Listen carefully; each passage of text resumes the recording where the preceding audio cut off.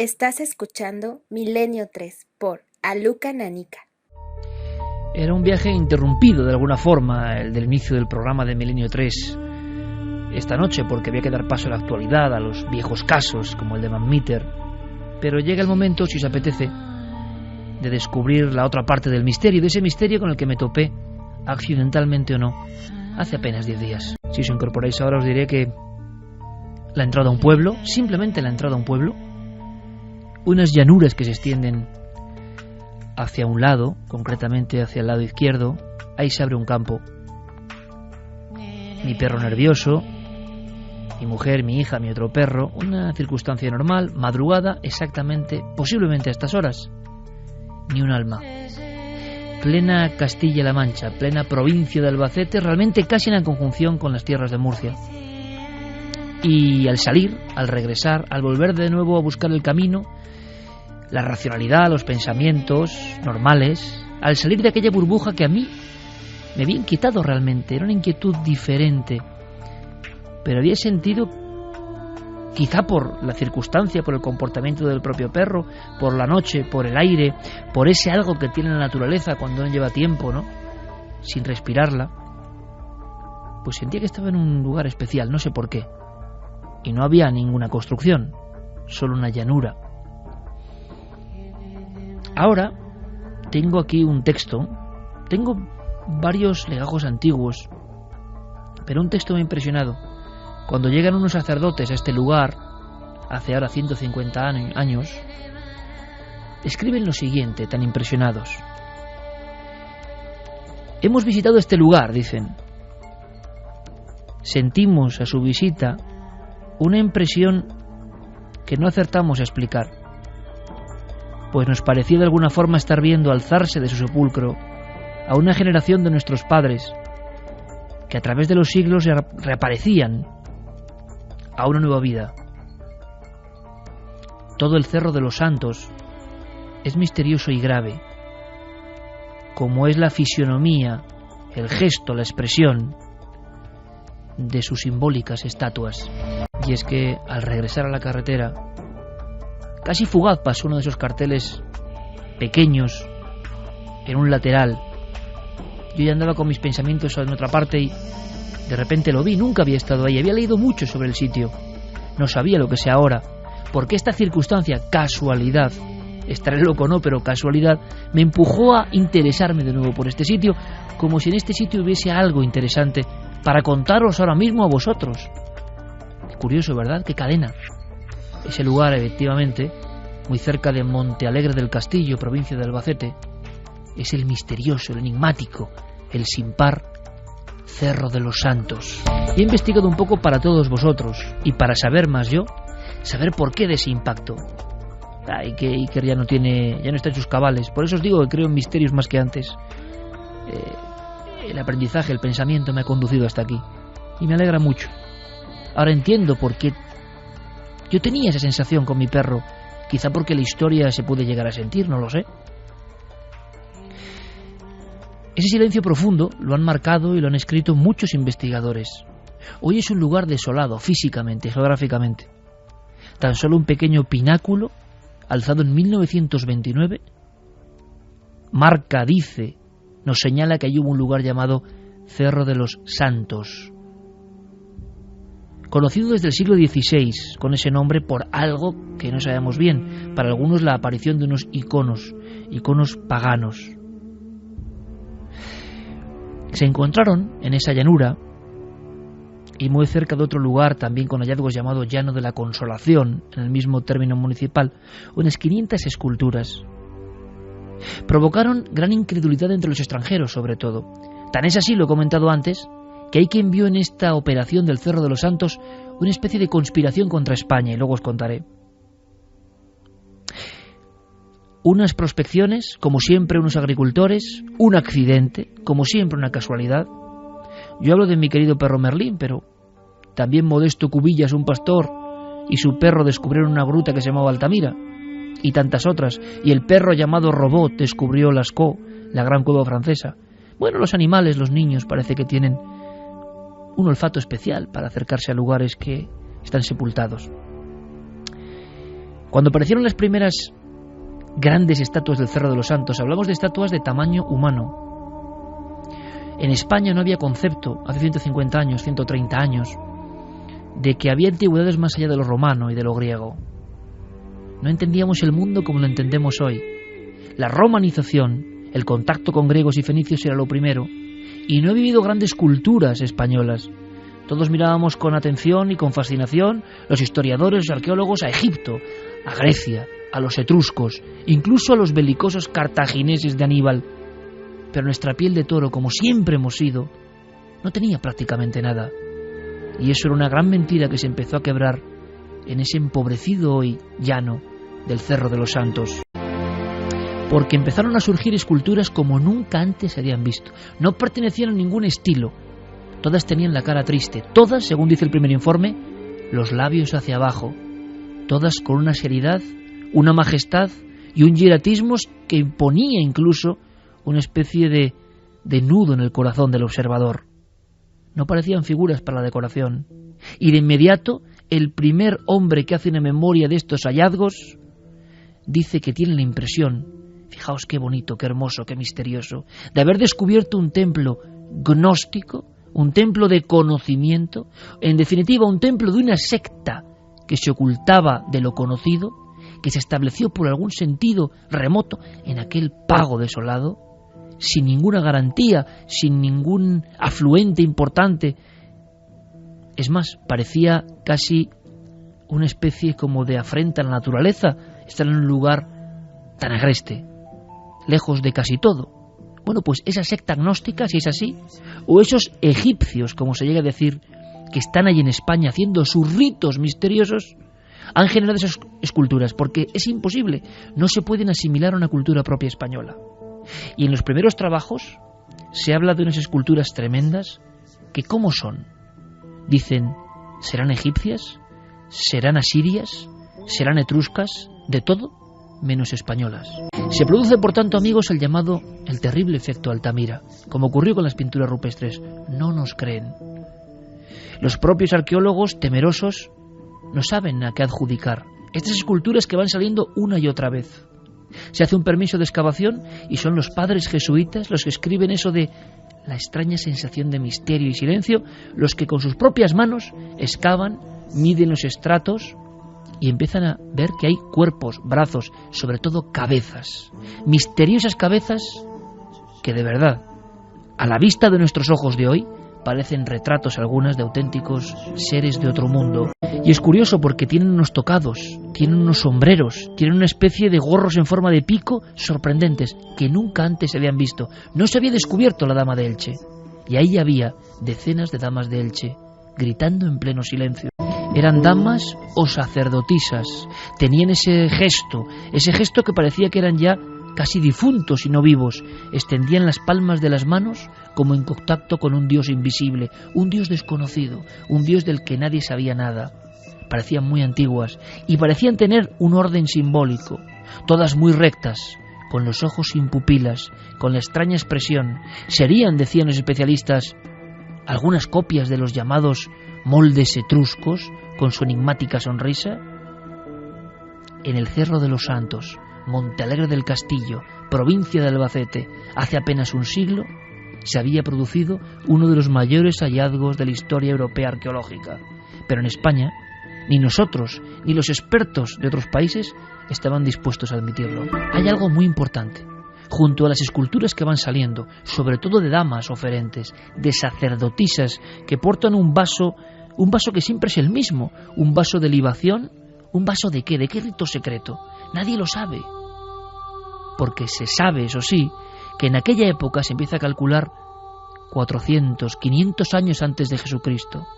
Hablamos de hace 2500 años, amigos, en un llano de Albacete, por el que pasa la carretera y por donde no se ve nada, ni hay prácticamente ningún recuerdo. Pues todas esas damas de tamaño real mostraban a los dioses una especie de jícaras, nadie sabe con qué esencias, ámbares, con qué bebidas. Se sabe, como digo, que ya se utilizaban las leyes de los misterios arcanos.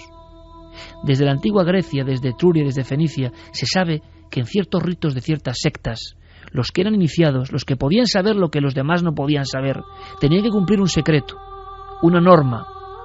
Pagaban con su vida si hablaban de lo que ocurría en esos misterios, como los misterios de Eleusis.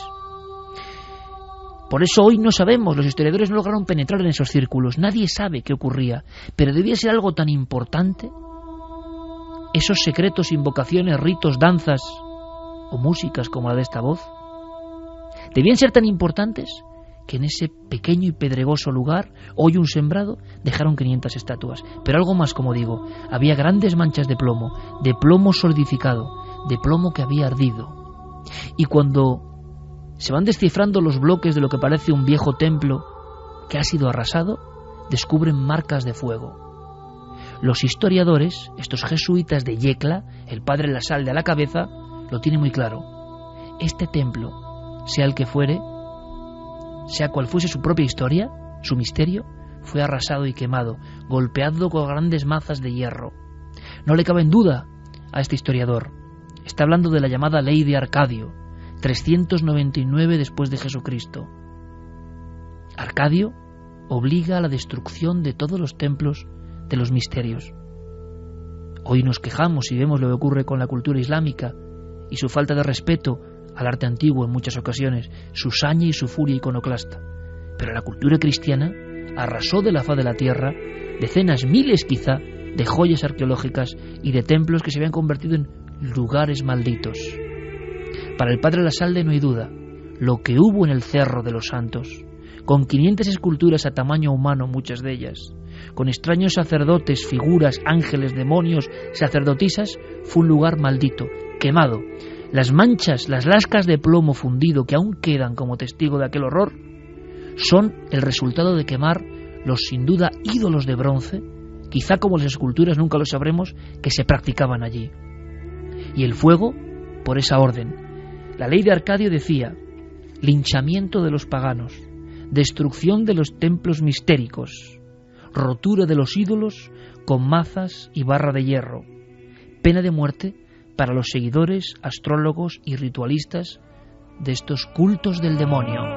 Resulta curioso comprobar cómo una secta tan perseguida como el cristianismo, una secta que se ocultó en las catacumbas durante siglos, una secta que sufrió las dentelladas de la fiera, el latigazo, el descuartizamiento para el público romano, cayese en el mismo error, en el mismo pecado, destruir aquel templo. Se supone, por tanto, que desde el 500 a.C. hasta el 399 después de Cristo, hablamos, amigos, de 900 años, imaginaos en un calendario 900 años, se repitieron día tras día o año tras año los extraños ritos sin nombre de un lugar que se llama Cerro de los Santos.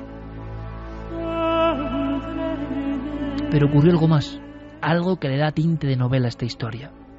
Primero, los investigadores extranjeros, alemanes y franceses, los mismos que nos harán la puñeta de una forma terrible condenando a muerte de pena al descubridor de Altamira porque no le creen, dicen que no puede ser, que no puede haber una cultura propia española en esos tiempos tan remotos, que cómo no se sabe nada de esas sacerdotisas, de esos tocados, de esas orejeras, de esos guerreros, de esas figuras tan extrañas, cómo no se sabe de esa gente que no sabemos ni idioma, ni inscripciones, ni leyes, ni templos.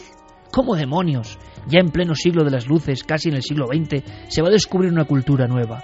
Y los españoles, catedráticos, historiadores, arqueólogos, agachamos la cabeza. Y así muchas cabezas extrañas del Cerro de los Santos permanecieron en el sótano, casi ocultas, de el centro de escolapios de los padres de Yecla, como heréticas. Pero ocurrió algo. Había un hombre concreto que había sido curandero, un hombre que había sido afinador de pianos y un hombre que había sido hasta sacamuelas.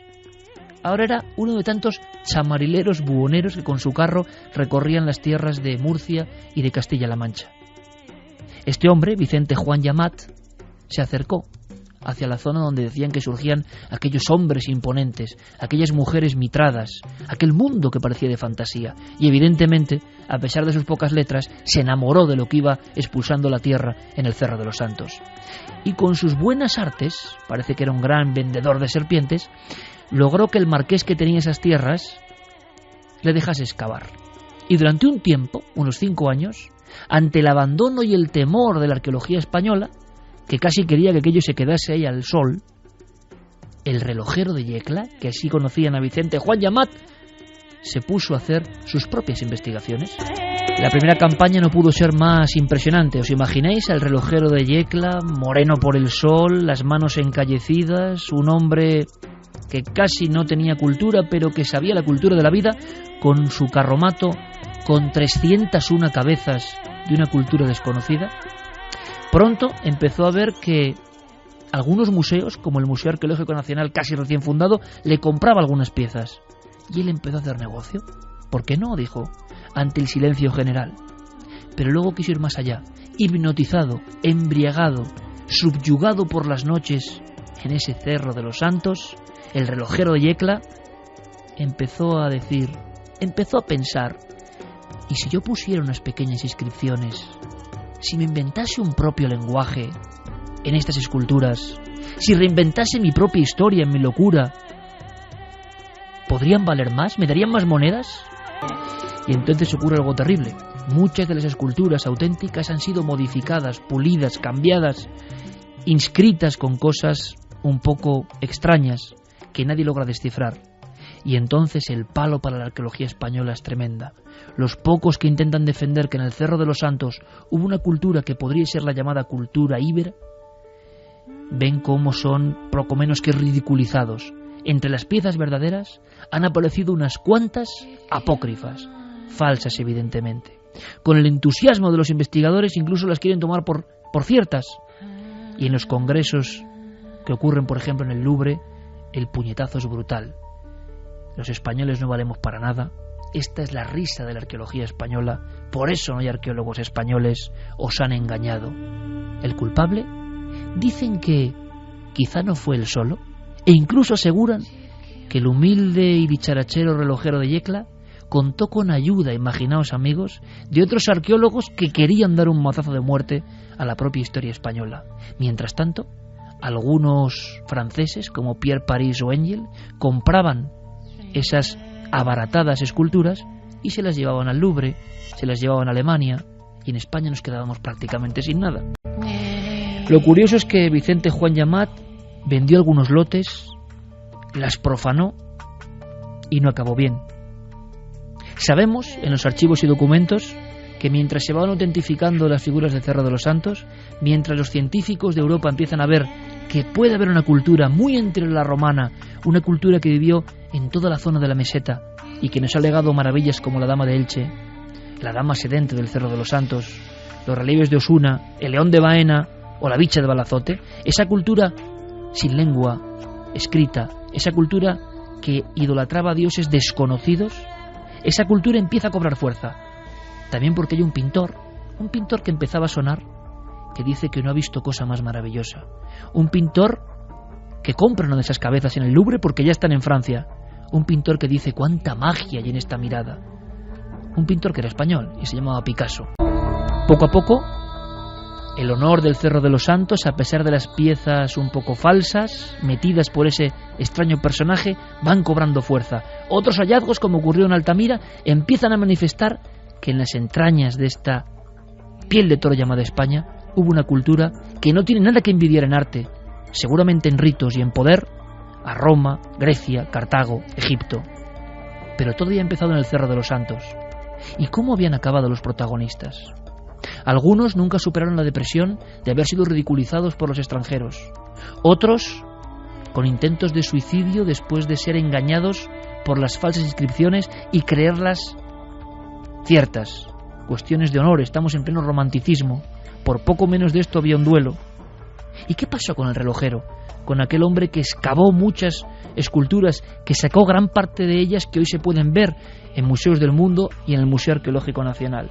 ¿Qué pasó? Me interesaba con Vicente Juan Yamat, el hombre del carro, el buhonero, el chamarilero, el que estuvo 5 años noche tras noche embriagado, dice, de un lugar mágico. Sabemos, nos hemos documentado, que él creyó siempre que era un lugar de culto egipcio en España y que enloquecido hizo sus propias falsificaciones creyendo que contribuía a la fama del lugar.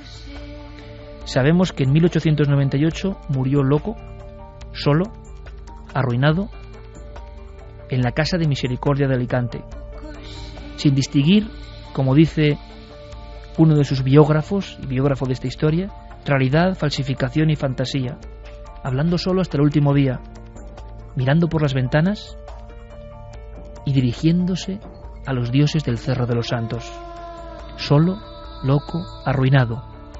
Un jesuita que escribió sobre él dijo: es como la maldición de Tutankamón. Los seres del Cerro de los Santos no se pueden profanar, no se puede engañar sobre ellos. Tienen un poder demasiado sagrado, el poder que se siente quizá cuando en plena carretera, en plena oscuridad, hace un siglo, hoy mismo, nos aborda, nos llega, lo respiramos, aunque solo hay una llanura y un pequeño pináculo de una historia llena de vergüenzas, de verdades, de historias no bien resueltas y de misterios. Un templo maldito, quemado en el 399, arrasado a sangre y fuego, pero que emergió como los muertos que vuelven del más allá. Ese lugar se llama, anotadlo, porque es nuestra historia y la hemos olvidado, Cerro de los Santos. Hemos visitado este lugar, sentimos a su vista una impresión que no acertamos a explicar. Parecemos estar viendo alzarse de su sepulcro a aquella generación de nuestros padres que a través de los siglos reaparecen a una nueva vida. Todo en el Cerro de los Santos es misterioso y grave, como la fisonomía y expresión de sus simbólicas estatuas. Escribió hace 150 años y ahora yo lo entiendo un poco mejor. ¿Y vosotros? El poder de algunos lugares que no se marcha. Le agradezco mucho a mi perro, Merlín, en este caso. Hay que fiarse de los animales siempre. Que me llevase hasta ese sendero y que gracias a esa anécdota en la carretera hoy sepa algo más y os lo pueda contar. Y es que hay que estar atento a las señales y no despreciar hasta tu perro, por supuesto, con su fino instinto, que seguro que es mucho más allá que mero olfato, puede guiarte hacia una nueva aventura. Y yo no sé, Carmen, decíamos si habían adivinado, me parecía difícil porque por desgracia lo sabemos todo y se enseña en el bachillerato. Si es que pasamos por los íberos, cultura más impresionante imposible, con la Dama de Elche. Y ojo, la Dama de Elche, ¿sabéis, amigos, por qué estaba en el año 41 en el Louvre y no en el Prado? Porque el impacto de lo que pasó en el Cerro de los Santos y el miedo a que todo fuese una falsificación y el miedo a creernos que tuvimos una cultura potentísima hizo que todos los extranjeros, arqueólogos extranjeros, museos extranjeros, fueran comprando nuestras propias piezas sagradas, ¿no? Solo con el tiempo hemos ido comprendiendo que tenemos que tenerla en nuestro lugar, en nuestra tierra, ¿no? Me sorprende, Carmen, si el público de verdad sabía que estábamos hablando con los datos que yo he dado del Cerro de los Santos. Pues sí, algunos ya lo habían adivinado, Iker. Con los poquitos datos que has dado al principio, en la introducción del programa, ya sabían que paramos esa noche casualmente y por el instinto de Merlín justamente en este lugar tan enigmático. Bueno, vamos a ver más mensajes, vamos a conocer más historias, vamos a saber más opiniones de nuestra audiencia, la audiencia, vosotros de Milenio 3, como siempre. Pues mira, Rubén Sánchez nos dice que muy cerquita también está el Tesoro de Villena y la Dama de Caudete. Sí, está a muy poquitos kilómetros. Pero os dais cuenta que poco sabemos y cómo sabemos de Egipto, de Grecia, de Roma, por supuesto. ¿Qué ha pasado con los íberos cuando son la última civilización conectada directamente con lo sobrenatural? Por eso Picasso, que es como ese hombre que vive en lo sobrenatural, que en su bendita locura toca lo sobrenatural de verdad, se enamora de los ídolos de bronce ibéricos, de Altamira, qué curioso, y de las cabezas del Cerro de los Santos. Pero el Tesoro de Villena, cuidado, porque Nacho Ares nos lo contará dentro de poco. Es otra de esas historias que yo no sé por qué demonios, si no te especializas en esta arqueología, no nos enseñan. ¿Por qué sigue habiendo, yo lo siento, esa sensación de rubor o vergüenza con lo nuestro cuando tenemos uno de los pasados más grandiosos de toda la historia? Cristian Hernández nos dice: demos gracias a Merlín, el perro de Iker, porque gracias a él hemos conocido un pedacito más de nuestra mágica historia. Santi Cruz: somos los talibanes de nuestro propio patrimonio. ¡Qué pena! Cristian Happy Hell: siempre nos han tenido envidia los demás países europeos porque España es lo más mágico de Europa y siempre consiguen pisarnos. Víctor: ni siquiera la Dama de Elche se salvó de quienes la consideraron una falsificación. John Moffitt: Sí, señor. Alberto Borge: fue la cultura íbera la que más importancia y prestigio le dio a la mujer, consideradas nexos entre vida y muerte. Lo Pues dice por esas sacerdotisas. Muy interesante, las grandes damas íberas, de verdad, ¿eh? Muy interesante. La dama del Cerro de los Santos, yo no sé si están ya visibles en el Museo Arqueológico Nacional, porque estaban de obras, pero la dama sedente del Cerro de los Santos, fijaos, yo creo que además uno es correa de transmisión, ¿no? Todo esto pasa por algo y yo ahora lo cuento a millones de amigos que nos oyen en Milenio 3. Quizás es porque tiene que ser así. Y el Cerro de los Santos seguro que contiene secretos, ¿no? Aunque hace ya más de 90 años prácticamente que no se cavan de nuevo estatuas nuevas, ¿no?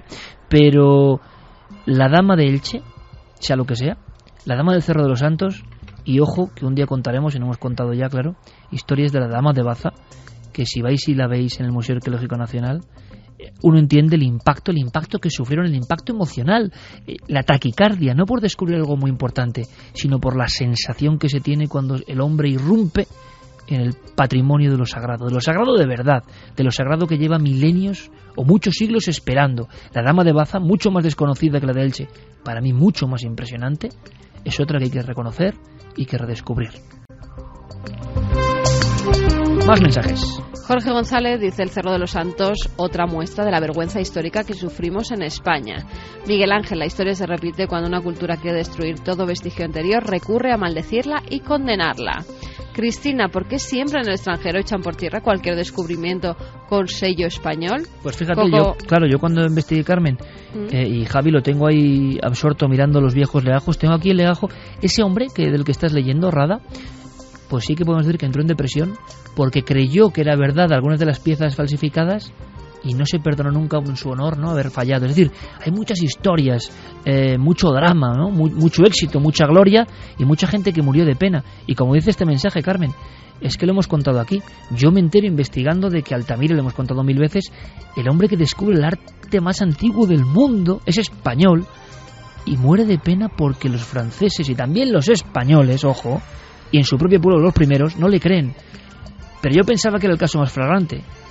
Pero pasamos de Altamira a la gran cultura antigua española y durante décadas las esculturas están escondidas, los extranjeros se les están llevando y se ríen de nosotros y nosotros mismos no lo creemos. Es como una historia tremenda y oscura, ¿eh? Muchas veces también se las tenían que llevar para que luego las podamos admirar en algunos museos, porque si no aquí hubieran quedado muchas de ellas destruidas. Ha pasado con pinturas, ya lo hemos visto. También es cierto. Y a veces, pues mira, se devuelven esas esculturas y esas pinturas, o por lo menos tenemos que viajar y verlas en otro sitio. Pero hubieran desaparecido si las hubiéramos dejado allí, pues lo más seguro es que sí. Por cierto, yo le decía a Santi fuera, digo, es que ya van a pensar que de mí no se vayan a creer ya nada, ya cuento unas cosas, pero es verdad, estábamos ahí y además tú que estabas no dormida del todo, ni mucho menos. No, la niña estaba dormida. Sí, fue un ambiente especial y luego te acuerdas mi sorpresa cuando vi el cartel, ¿no? Sí, y yo te voy a decir una cosa, que no te la he dicho. A mí me dio un mal rollo ese sitio, pero impresionante. Me sentía observada. Yo estaba en el coche con la niña dormida y tenía unas ganas de que os metierais en el coche y nos fuéramos tremendas. Y esto ni siquiera te lo he comentado antes, porque me dio tanto pavor. Es como, ¿te acuerdas el día cuando me quedé sola en un coche muy cerquita de Madrid? Sí. Ese miedo que no sabes a qué. Pues eso mismo, pero más encima cuando tengo a mi hija encima en los brazos y en un momento dado no os veo ni al perro ni a ti. Digo, bueno, ¿aquí qué me puede pasar? Pues seguramente nada, porque yo creo que el Cerro de los Santos, por muy enigmático, impresionante y erático, yo creo que en el fondo fue un lugar no malo, fíjate, eso sí, como todas las culturas antiguas y remotas, muy impresionante, quizás demasiado impresionante. Últimos mensajes. Abna Bulimic dice, pues creo que los principales culpables de este desprestigio son los propios españoles que no saben valorarlo. Coco Fernández: va a llegar un momento que no van a tener más remedio los historiadores ortodoxos que echar muchos años o siglos la historia de la humanidad, porque no van a saber dónde enterrar u ocultar tantos o tantas piezas y restos incómodos. Sara dice que es como Atapuerca, la comunidad científica se niega a reconocer al homo antecesor que habría nacido en España. Bueno, más que como Atapuerca, como Orce, ¿no? Mucho más terrible todavía. La religión cristiana no se salva de ser de las más crueles. Rosser dice que él deja al perro haciendo sus necesidades y que pone una ristra de longanizas de la puerta del coche para que vuelva cuando termine, pero que él no sale del coche. Al final, ¿sabes lo que pasa? Que luego leemos los mensajes, Carmen, de refilón. Si yo creo que si uno sigue las señales, a veces acierta, ¿no? Lo que pasa es que nos acostumbran a no seguir las señales bajo ningún concepto. Hablando de inquina, y no de hace 150 años, esta misma semana, ha habido cosas y noticias tan terribles esta semana que para mí es que, yo lo digo muchas veces y sé que me gano enemigos, pero hay gente que no merece ningún tipo de justicia, en mi opinión personal, no la comparte nadie, ni justicia humana ni divina. Hay gente, alimañas, que no tienen que tener, y mientras consideramos humanos a gente que aunque tenga percha humana no lo es, pues entonces así nos va a ir. Pero casos flagrantes y terribles esta semana de esa especie como de mentalidad tremenda han ocurrido, por ejemplo, en Nigeria. Sí, en el estado de Nasawara, está además casi en el centro de Nigeria. Ha habido una matanza, 23 policías han muerto a manos de un grupo armado que es una secta, se llama la secta Ombatsde. Esta secta, ellos lo que dicen es que luchan contra algunos excesos, contra algunos vicios, quieren acabar, purgar la sociedad de esos vicios como el alcoholismo o el adulterio. ¿Pero qué ha pasado? Que los policías, 60, fueron hasta el lugar donde se reúne esta secta nigeriana. Habían tenido denuncias de que estaban efectuando unas conversiones forzosas en algunas iglesias de la zona y entonces iban a detener a los principales líderes de este grupo. ¿Y qué se encontraron? Pues se encontraron con una batalla campal. Fueron tiroteados y después de que los mataran, pues fueron quemados. Aún hay 17 policías desaparecidos, que no se sabe qué ha sido de ellos. No se sabe si están vivos, si están muertos, hicieron si también han sido quemados. Cuerpos. Sí, exactamente. Hicieron una pira con sus cuerpos después de ser masacrados a tiros. Es que la barbarie, da igual que hables del siglo IV antes de Cristo, o de hoy, ¿no? La barbarie, eso que tenemos en los genes, prosigue. La gente mata por no sé qué cuestiones ideológicas, sectarias, banderas, religiones, políticas, y parece que el ser humano nunca va a trascender a toda esa oscuridad, ¿no? No sé si es oscuridad o no, pero en el fondo es caminar en el misterio. Lo seguimos haciendo como cada noche, 3:40. Ya sabéis, la nave del misterio en todas las redes sociales, con Guillermo León, y milenio3@cadenaser.com. Pero ahora vamos con un testimonio de esos que guarda Javier Pérez Campos, un testimonio que también es en la ruta, un testimonio que también ocurre de alguna forma o empieza en carretera y que seguro os va a encantar o os va a hacer temblar. Y de hecho, Iker, esta noche todo está conectado de alguna forma. Tú narrabas cómo quizá esa fuerza invisible, que en ocasiones también en las investigaciones una serie de casualidades te empujan a estar en un lugar determinado, en un momento determinado y descubrir esa historia determinada. ¿Y tú crees que son casualidades? Y todo el mundo dice que son casualidades. Igual son casualidades, pero hay que dejarse llevar hacia la casualidad, ¿no? Porque a veces la recompensa es muy interesante o a veces te encuentras pues con el misterio, no lo sé. Pues es precisamente lo que le ocurrió a Adrián, a la persona que nos ha contado su testimonio esta noche. Él regresaba de hacer una ruta en moto con sus amigos en el año 2011, en esos momentos de soledad en la carretera, cuando de repente, ya es de noche, esa moto empieza a fallar, empieza a tener problemas con ella, le cuesta acelerar, se empieza a quedar parada en mitad de la carretera. Y no le queda otra al final que cancelar esa ruta de regreso a Estepona. Él venía desde Cheste y tiene que buscar un sitio para quedarse a dormir y hacer noche hasta que al día siguiente pueda buscar algún sitio para arreglar la moto que, como decimos, empieza a fallar. Una moto que era prácticamente nueva, que no había fallado nunca hasta ese momento preciso, y por eso encuentra un lugar en la carretera donde poder pasar esa noche. Y me dijo un compañero que si quiere para adelante, que en Ventaquemada, antes de Granada, habíamos estado allí que estaba bien. Y yo seguía con la moto perfecta, y era justo antes del desvío, la moto se paró, por fuerza me tuvo que meter en el desvío. Me desvié ahí y la moto volvió a arrancar y llegué, cogí la habitación. Era una habitación, no un hotel, son como apartamentos, bungalow. Le dan la llave de su bungalow. Él se mete allí, deja la moto casi en la puerta para continuar la ruta al día siguiente, y cuando deshace un poco la maleta y se queda ya en la cama, está cansado de todo el día, la ruta en el viaje, la moto y bueno, pues todos sabemos, ¿no?, lo que es conducir de noche durante un largo trayecto. Es un día agotador, él decide meterse en la cama y es en ese momento, Iker, casi cuando apaga la luz en el primer minuto, cuando descubre que no está solo en esa habitación. Llegué allí, me quité mi ropa, mi equipaje y me tendí en la cama. Apagué la luz y cerré los ojos así y me tumbé para el lado. Y vi claramente, muy claramente, dos muchachos, uno con una camisa naranja y otro con una camisa celeste con un gorrito. Uno me saludó y otro me levantaba el dedo gordo como diciéndome bien. Entonces yo pestañeé, yo no me lo creía, digo, esto no puede ser, será cansancio. Y me volví, y al volverme vi en el suelo un hombre vestido de negro entero. En mitad de esa habitación, en la moqueta de ese bungalow, un hombre agazapado al lado de su cama, mirándolo con un rostro absolutamente inexpresivo. Él dice que en ese momento casi se le sale el corazón del pecho, que está a punto de sufrir un infarto por el miedo y el impacto que les produce esa visión inesperada. O sea, Javi, porque esto yo no lo he escuchado nunca, pero estamos hoy de noche forteana, evidentemente. Yo no sé qué habrá visto este buen amigo motero, ¿no?, y que está ahí con unas circunstancias que ya le preocupan, pero la descripción de dos individuos, dos cerca de la cama, y luego uno, que es lo que me sorprende, agazapado en el suelo. Una visión de alguien que está tumbado en el suelo y que le mira como si no estuviese presente, ¿no?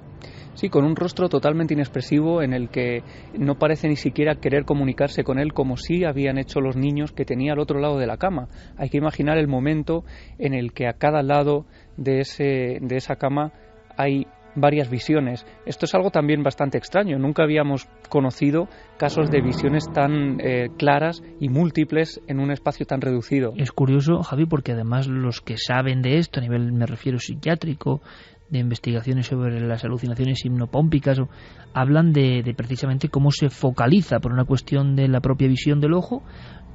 Puede ser una voz que dice tu nombre, puede ser una figura de los pies de la cama, siempre, casi siempre centrada. Pero es verdad, yo pocas veces había escuchado, pero eso siempre nos sorprende a nuestra audiencia, ¿no? Una figura y otras dos a un lado de la cama. Claro, y el hecho sobre todo de que él consigue moverse y no es algo que dura unos segundos, sino que está ahí y él es consciente, llega a ser consciente en ese momento de que esas personas no podían estar ahí. Eran tan reales que él creía que eran de carne y hueso, que era alguien que quizás se había colado en el dormitorio y por eso instantáneamente enciende la luz para ver qué es lo que está ocurriendo. Me encendí la luz corriendo, allí desaparecí todo, yo no vi más nada, tuve que dormir toda la noche como no entendía y muerto de miedo la cuerda de la moto, la amarré al pomo de la puerta y me hice un nudo en el pie por si entraba alguien, porque yo no sabía ya, estaba muy asustado. Describe muy bien y además de una forma muy directa, muy campechana, muy normal, el temor que se puede llegar a sentir en un sitio cuando uno está solo, indefenso y ha aparecido algo que no entiende bien y que incluso imagino que uno piensa que puede ser una fantasía, lo que sea, pero por si acaso se ata el pie, el cordel, para por si acaso ponerse como barrera, ¿no?, para que nadie aparezca de nuevo ahí.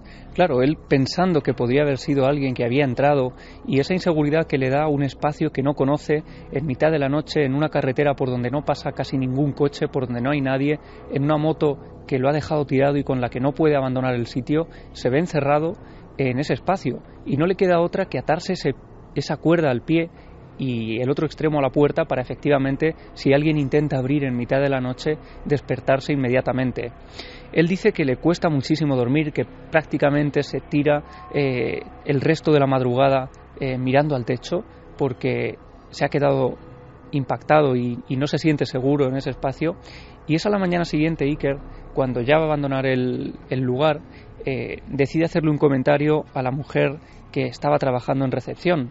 Ella parecía no tener ningún dato de que allí hubiera habido nada extraño, pero tampoco le pareció extraña la actitud con la que respondió esa mujer.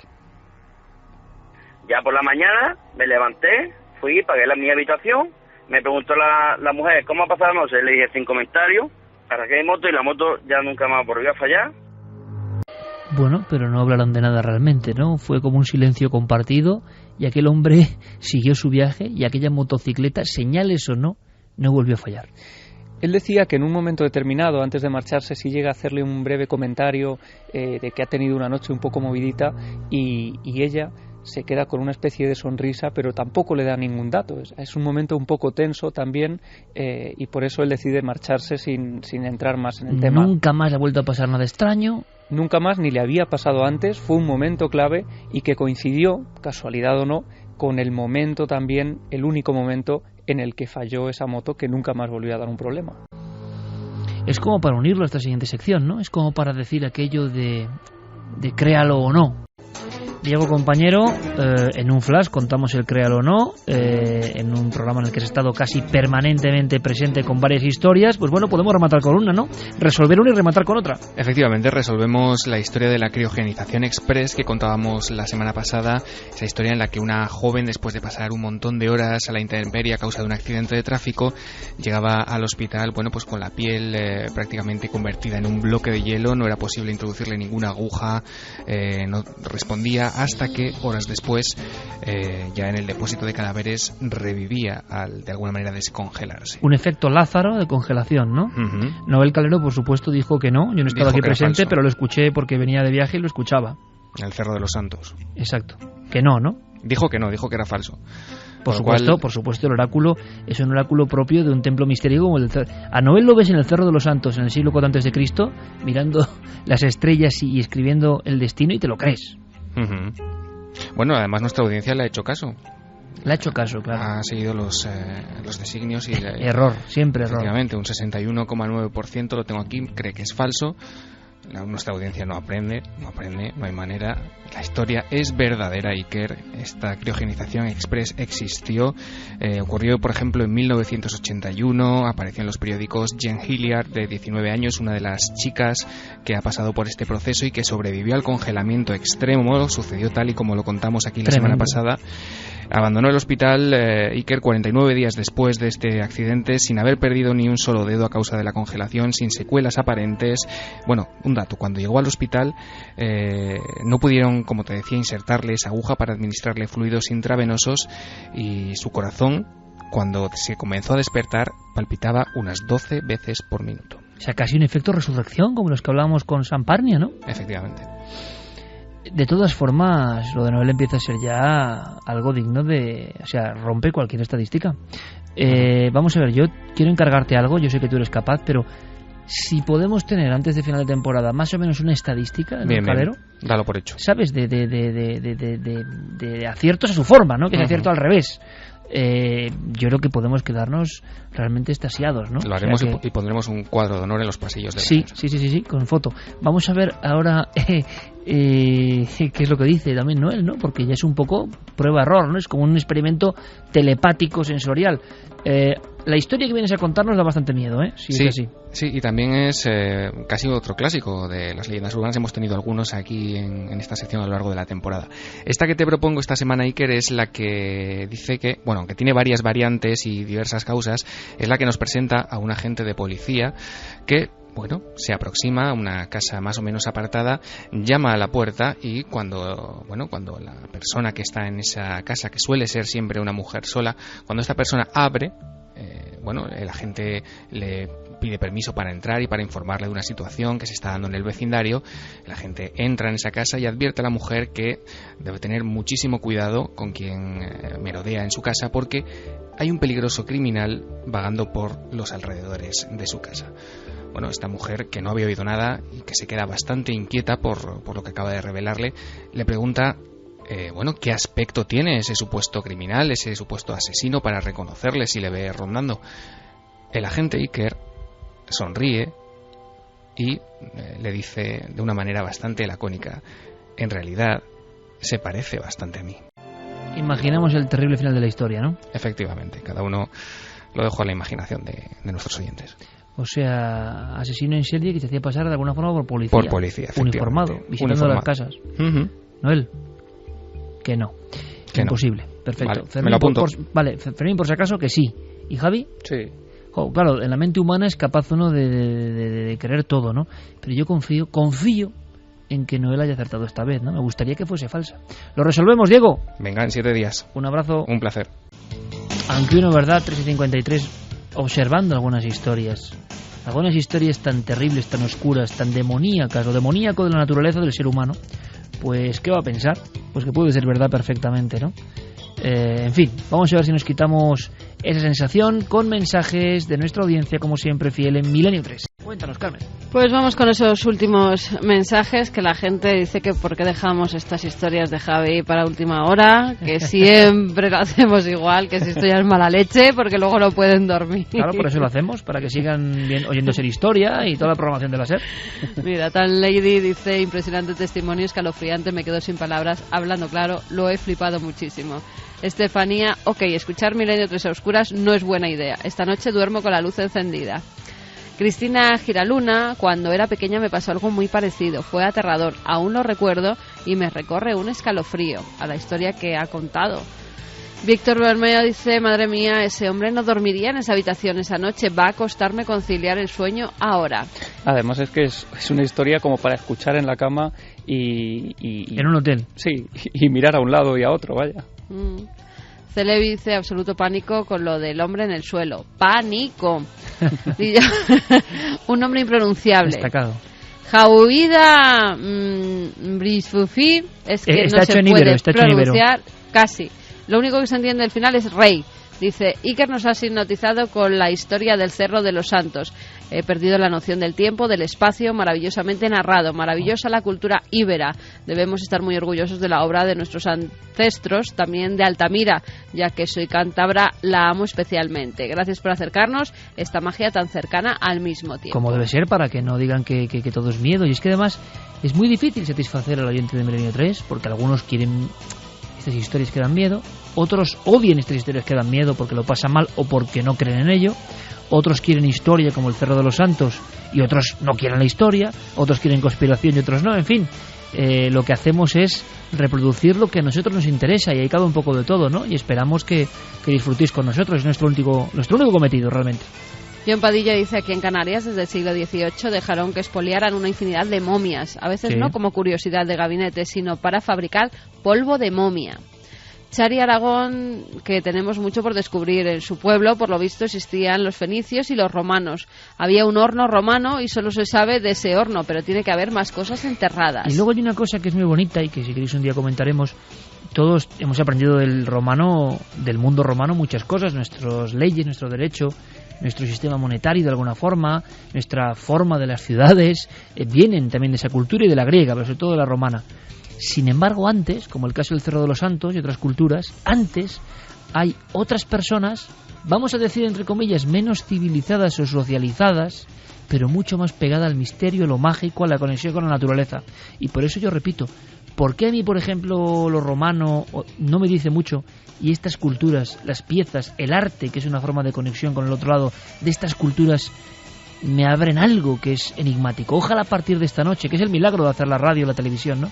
Ojalá a partir de esta noche haya mucha gente buscando cosas del Cerro de los Santos, o del Cerro de los Santos, o del León de Baena, Bicha de Balazote, relieves de Osuna y tantas joyas nuestras, ¿no? Eso sí que no tiene precio, ¿no? Que mucha gente joven que nunca se habría preguntado por esto, o no tan joven, claro, lo haga, ¿no? Así que ese es un cometido que tenemos entre todos. A ver, acabamos con bendición milenaria. Venga. Que nos han escrito Chris, que han tenido un nene, Jorge, el miércoles, un nuevo milenario, que estuvo en la exposición de Cuarto Milenio, en la barriguita de su mamá. Grande. Que hoy en teoría tenían que salir, pero se ha puesto un poco amarillito y que se ha tenido que quedar en neonatos, que su papá y su mamá van a darle de comer cada 3 horitas, así que sobre las 3 de la madrugada allí estaremos, nos estarán escuchando. Bueno, pues bendición claro milenaria. Sí. Pues fíjate, Karen, podemos acabar con esto. En los santuarios de Despeñaperros, de la Cueva de la Lobera o de Castilla de Santi Esteban, donde los íberos, los españoles que fuimos conectados a la magia, dejaban sus esvotos de bronce, siempre había un lugar excepcional para la fertilidad, para que la especie continúe y para lo sagrado que hay en eso que hemos ido perdiendo, pues desgraciadamente, ¿no? El concepto sagrado de la vida.